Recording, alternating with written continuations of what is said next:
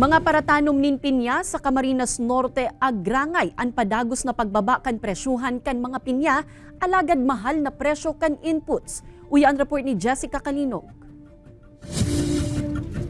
Halangkaw na presyo kan abono asin mayong kasyertohang presyohan kan sa indang mga produkto.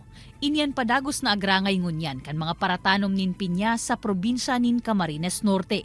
Sa banwaan kan San Lorenzo Ruiz, 12 dekada nang nagtatanom kan pamosong klase nin pinya si Tomas, an pinyang Formosa. An halangkaw na presyo kan abono asin iba pang inputs, iyo an pigihiling na nakakaapektar kaini. Sa ngunyan kaya maswerte na kung mabakal nin 350 pesos kada sarong pidaso an sa indang pinya, asin kung salit naman an bunga, nasa 50 sentimo na sana. Pagdating naman sasabihin ng mga biyahero, mura daw ang pinya sa Maynila, ay di alangan naman na ipabulok namin yan bilang magtatanim. Wala kayong choice? Wala sir, kaya binibigay na namin kaysa sa mabulok.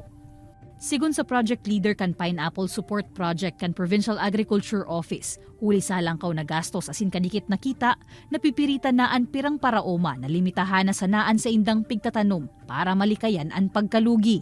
Siyempre, pag mahal ang mga inputs, tendency mo, maliit muna ang iyong taniman. Naka-apekto talaga po yung sa economy.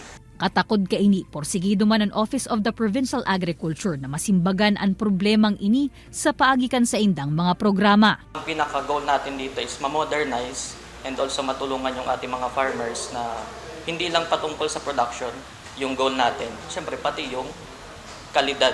Sa ngunya, nagpapadagos ang mga training and seminar kan opisina para sa pirang paraoma na saro sa solusyon nganing mas magkaigwanin mahewas na merkado ang mga produktong pinya nagikan sa probinsya.